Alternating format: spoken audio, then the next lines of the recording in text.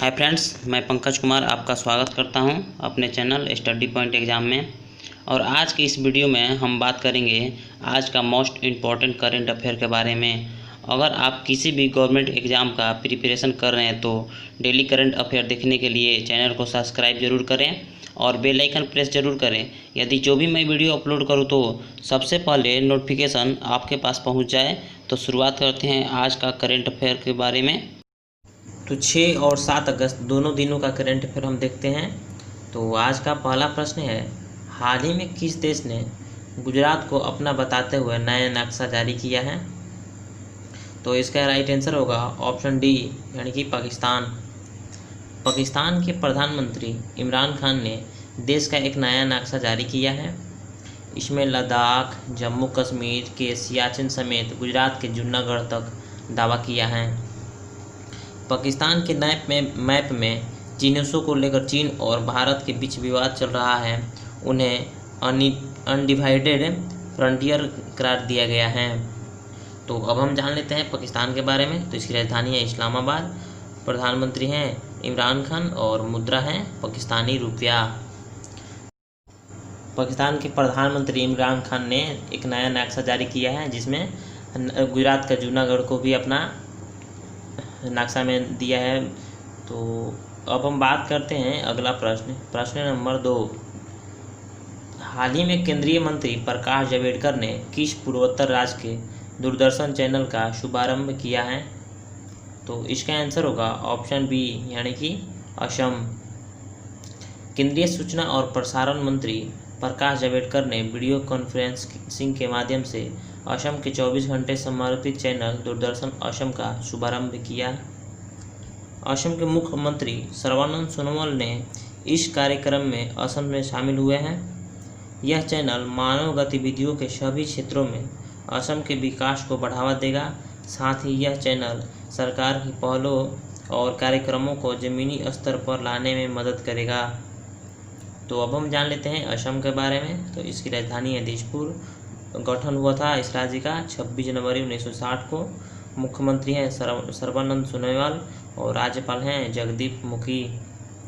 तो अब हम बात करते हैं अगला प्रश्न नंबर 3। हाल ही में किस राज्य में इंदिरा रसोई योजना को लॉन्च की जाएगी? तो इसका आंसर होगा ऑप्शन सी यानी कि राजस्थान। राजस्थान में 20 अगस्त 2020 में से इंदिरा रसोई योजना लॉन्च की जाएगी। यह राजस्थान के नो हंगर नो स्लीप के संकल्प को साकार करने की दिशा में एक कदम है। इस योजना के तहत ज़रूरतमंदों और गरीबों को 8 रुपये प्रति प्लेट में स्वस्थ और पौष्टिक भोजन मिलेगा। योजना पर राज्य सरकार प्रति वर्ष 100 करोड़ रुपये खर्च करेगी। तो राजस्थान के मुख्यमंत्री हैं अशोक गहलोत और राज्यपाल हैं कलराज मिश्र। तो अब हम बात करते हैं अगला प्रश्न नंबर 4। हाल ही में किसने अयोध्या में राम मंदिर निर्माण के लिए भूमि पूजन किया और मंदिर निर्माण की आधारशिला रखी है?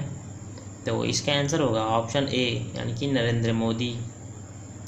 प्रधानमंत्री नरेंद्र मोदी ने अयोध्या में राम मंदिर निर्माण के लिए भूमि पूजन किया और मंदिर निर्माण की आधारशिला रखी। प्रधानमंत्री इस अवसर पर राम मंदिर के मॉडल पर स्मारक डाक टिकट जारी किया। इस अवसर पर अनेक संत, आध्यात्मिक नेता और राम मंदिर आंदोलन से जुड़े अन्य नेता उपस्थित हुए। राम मंदिर के शिलान्यास समारोह में शामिल होने के लिए संघ प्रमुख मोहन भागवत भी शामिल रहे। यूपी के राज्यपाल आनंदीबेन पटेल और मुख्यमंत्री योगी आदित्यनाथ भी इस में शामिल हुए। तो अब हम बात करते हैं अगला प्रश्न नंबर 5। हाल ही में हिरोशिमा दिवस कब मनाया गया है? तो इसका राइट आंसर होगा ऑप्शन ए यानी कि 6 अगस्त। हर साल 6 अगस्त को द्वितीय विश्व युद्ध के दौरान हिरोशिमा पर गिराए गए परमाणु बम की सालगिरह का प्रतीक है। यह भयानक घटना 6 अगस्त 1945 को हुए जब संयुक्त राज्य अमेरिका ने जापान के हिरोशिमा पर लिटिल बॉय नामक एक परमाणु बम गिराया। यह परमाणु हमला 1945 में द्वितीय विश्व युद्ध को समाप्त करने के मकसद से लिया गया था। इस दिन को परमाणु ऊर्जा और परमाणु हथियारों के खतरे के बारे में शक्ति को बढ़ावा देने और जागरूकता फैलाने के लिए याद किए जाते हैं। तो 6 अगस्त को हिरोशिमा दिवस मनाया जाता है। तो अब हम बात करते हैं अगला प्रश्न नंबर 6। हाल ही में किस राज्य में थेनेजोल गोल्फ रिसोर्ट परियोजना का उद्घाटन किया गया है? तो इसका राइट आंसर होगा ऑप्शन बी यानी कि मिजोरम। केंद्रीय संस्कृति एवं पर्यटन राज्य मंत्री प्रहलाद सिंह पटेल ने पर्यटन मंत्रालय की स्वदेश दर्शन योजना के तहत मिजोरम की थेनेजोल गोल्फ रिसोर्ट परियोजना का उद्घाटन किया। इससे देश में गोल्फ पर्यटनों को बढ़ावा मिलेगी। इस परियोजना को पूर्वोत्तर क्षेत्र के लिए new eco tourism integrated development के तहत 92.25 करोड़ रुपए से की राशि के साथ मंजूरी दी गई है। तो अब हम जान लेते हैं मिजोरम के बारे में। तो इसकी राजधानी है आइजोल। गठन हुआ था 20 फरवरी 1987 को। मुख्यमंत्री हैं जोरामथंगा, राज्यपाल हैं PS श्रीधरन पिल्लई। तो अब हम बात करते हैं अगला प्रश्न नंबर 7। हाल ही में किस देश में 2750 किलो अमोनियम नाइट्रेट ने एक भीषण धमाका हुआ जिसमें कई लोग मारे गए हैं? तो इसका राइट आंसर होगा ऑप्शन सी यानी कि लेबनान। हाल ही में लेबनान की राजधानी बेरूत में 2750 टन अमोनियम नाइट्रेट से एक भीषण धमाका हुआ। यह धमाका इतना भीषण था कि इसने 10 किलोमीटर के इलाके को पूरी तरह तबाह कर दिया। इस धमाके की तीव्रता रिएक्टर स्केल पर लगभग 4.5 से ज़्यादा अंक की गई है। लेबनान एशिया महाद्वीप में स्थित है। तो अब हम जान लेते हैं इसके बारे में। तो इसकी राजधानी है बेरूत, मुद्रा है लेबनानी पाउंड और प्रधानमंत्री है साद हरीरी और राष्ट्रपति हैं मिशेल सुलेमान। तो लेबनान में 2750 टन का भीषण धमाका हुआ है। तो अब हम बात करते हैं अगला प्रश्न नंबर 8। हाल ही में जम्मू कश्मीर के उपराज्यपाल गिरीश चंद्र मुर्मू ने अपने पद से इस्तीफा दे दिए हैं। तो इनके जगह पर किन्हें नियुक्त किया गया है? तो इसका राइट आंसर होगा ऑप्शन डी यानी कि मनोज सिन्हा। राष्ट्रपति रामनाथ कोविंद द्वारा पूर्व केंद्रीय मंत्री मनोज सिन्हा को जम्मू कश्मीर का नया उपराज्यपाल ने नियुक्त किया गया है। उनकी नियुक्ति इस पद से इस्तीफा देने वाले गिरीश चंद्र मुर्मू के स्थान पर की गई है। मुर्मू इस्तीफा राष्ट्रपति द्वारा स्वीकार करने के बाद यह घोषणा की गई है। सूत्रों के अनुसार मुर्मू का नया नियंत्रण और महालेखा परीक्षक यानी कि कैग नियुक्त किए जाने की संभावना जताई गई है। वह कैग प्रमुख के रूप में राजीव महर्षि का स्थान लेंगे। तो जम्मू कश्मीर का नया अब उपराज्यपाल बन गए हैं मनोज सिन्हा, जो पहले थे गिरीश चंद्र मुर्मू। तो अब हम बात करते हैं अगला प्रश्न नंबर 9। हाल ही में किस राज्य में पंचायत चुनाव में महिलाओं के लिए 50% सीटें आरक्षित की गई हैं? तो इसका आंसर होगा ऑप्शन ए बी यानी कि हरियाणा। हरियाणा में भी पंचायती चुनाव में महिलाओं को 50% आरक्षण मिलेगा। हरियाणा सरकार ने इस फैसले को सैद्धांतिक मंजूरी दे दी है। देश के 20 राज्य पहले ही पंचायती राज संस्थाओं में महिलाओं को 50% आरक्षण दे चुके हैं। इनमें से शामिल हैं आंध्र प्रदेश, बिहार, पंजाब, गुजरात, कर्नाटक, मध्य प्रदेश, महाराष्ट्र, उड़ीसा, राजस्थान, तमिलनाडु जैसे बड़े राज्य शामिल हैं।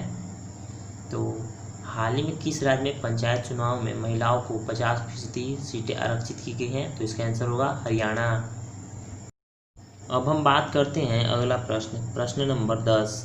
हाल ही में किस कंप्यूटर डिवाइस के सह आविष्कारक विलियम इंग्लिश का निधन हो गया है? तो इसका राइट आंसर होगा ऑप्शन ए यानी कि माउस।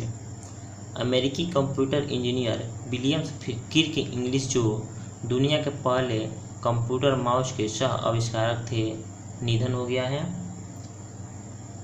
60 के दशक में मध्य में बिल इंग्लिश द्वारा बनाया गया मूल माउस केवल एक पिन वुड ब्लॉक, एक वुड बटन और एक कलेक्टर था। 1964 में विलियम स्टैनफोर्ड रिसर्च इंस्टीट्यूट में डगलस एंगलेबर्ट के साथ माउस का सह विकास करने वाले पहले व्यक्ति थे और जिसे 1968 में सभी डेमो में सर्वश्रेष्ठ करार दिया गया था। माउस के सह आविष्कारक विलियम इंग्लिश का निधन हो गया है, जो कंप्यूटर डिवाइस के माउस का आविष्कार किए थे। तो अब हम बात करते हैं अगला प्रश्न नंबर 11। हाल ही में किस राज्य में न्यायिक सेवा में अति पिछड़ा वर्ग का 5% आरक्षण की मंजूरी दी गई है? तो इसका राइट आंसर होगा ऑप्शन सी, यानी कि राजस्थान। राजस्थान सरकार ने गुर्जर समाज सहित अति पिछड़ा वर्गों में शामिल 5 जातियों के युवाओं को राजस्थान न्यायिक सेवा में 1% से स्थान पर 5% आरक्षण देने को निर्णय लिया है।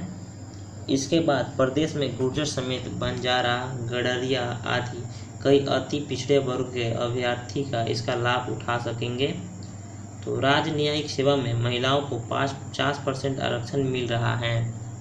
तो हाल ही में किस राज्य में न्यायिक सेवा में अति पिछड़ा वर्ग को 5% आरक्षण की मंजूरी दी गई है? तो इसका राइट आंसर होगा ऑप्शन सी, यानी कि राजस्थान। तो अब हम बात करते हैं अगला प्रश्न नंबर 12। वर्तमान में सेबी के अध्यक्ष कौन है जिनका कार्यकाल 18 महीनों के लिए बढ़ा दिया गया है? तो इसका राइट आंसर होगा ऑप्शन डी, यानी कि अजय त्यागी। क्रमिक मंत्रालय के अनुसार बाजार नियामक सेबी के अध्यक्ष के रूप में अजय त्यागी का कार्यकाल 18 महीनों के लिए और आगे बढ़ा दिया गया है। प्रधानमंत्री नरेंद्र मोदी की अध्यक्षता वाली मंत्रिमंडल की नियुक्ति समिति ने त्यागी को 18 महीनों यानी कि 1 सितंबर 2020 से 28 फरवरी 2022 तक बढ़ाने की मंजूरी दे दी है। त्यागी 1984 बैच के IAS अधिकारी हैं, जिन्हें मार्च 2017 में सेबी के अध्यक्ष के रूप में 3 साल के लिए नियुक्त किया गया था। इससे पहले उनका कार्यकाल 6 मार्च से अगस्त तक बढ़ाने का फैसला किया गया था। तो अब हम बात करते हैं अगला प्रश्न नंबर 13। हाल ही में किस राज्य के पूर्व राज्यपाल राम प्रसाद का निधन हो गया? तो इसका राइट आंसर होगा ऑप्शन ए, यानी कि अरुणाचल प्रदेश। अरुणाचल प्रदेश के पूर्व राज्यपाल राम प्रसाद का निधन हो गया है। राम प्रसाद ने असम समझौते और मिजोरम के बीच समझौते पर हस्ताक्षर करने में प्रमुख भूमिका निभाई थी। उन्हें 1987 में पद्म भूषण से सम्मानित किया गया था। तो अब हम निधन की बात करते हैं। तो महाराष्ट्र के पूर्व मुख्यमंत्री शिवाजीराव पाटिल निगेलकर का निधन हो गया। वह एक वरिष्ठ नेता थे जिन्होंने जून 1985 से मार्च 1986 के दौरान महाराष्ट्र के मुख्यमंत्री के रूप में कार्य किए थे। तो ये याद रखिए दोस्तों कि अरुणाचल प्रदेश के पूर्व राज्यपाल राम प्रसाद का निधन हो गया और महाराष्ट्र के पूर्व मुख्यमंत्री का निधन हो गया। तो अब हम बात करते हैं अगला प्रश्न नंबर 14। किस राज्य की जल निश्चय योजना की G20 के देश के सम्मेलन में प्रस्तुत किया जाएगा? तो इसका राइट आंसर होगा ऑप्शन बी, यानी कि बिहार। जल निश्चय योजना का संबंध बिहार राज्य से है। इसके तहत हर घर का नल जल उपलब्ध किया जा रहा है। इस योजना को अंतर्राष्ट्रीय पहचान मिलेगी। G20 देशों के सम्मेलन में इस योजना का प्रस्तुतिकरण किया जाएगा। G20 देशों का सम्मेलन 21 और 22 नवंबर को सऊदी अरब की राजधानी रियाद में किया जाएगा। तो किस राज्य की जल निश्चय योजना को G20 देशों के सम्मेलन में प्रस्तुत किया जाएगा? तो इसका आंसर होगा ऑप्शन बी, यानी कि बिहार। तो अब हम जान लेते हैं बिहार के बारे में। तो इसकी राजधानी है पटना। मुख्यमंत्री हैं नीतीश कुमार, राज्यपाल हैं फागू चौहान।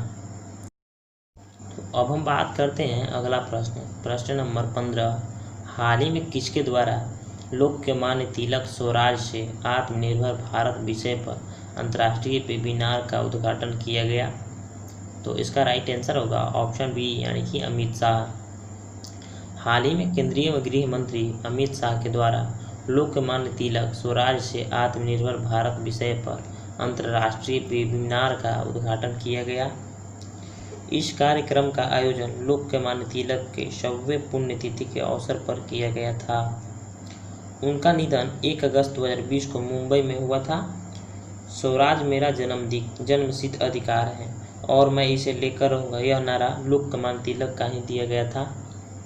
तो हाल ही में किसके द्वारा लोकमान्य तिलक स्वराज से आत्मनिर्भर भारत विषय पर अंतर्राष्ट्रीय वेबिनार का उद्घाटन किया गया है?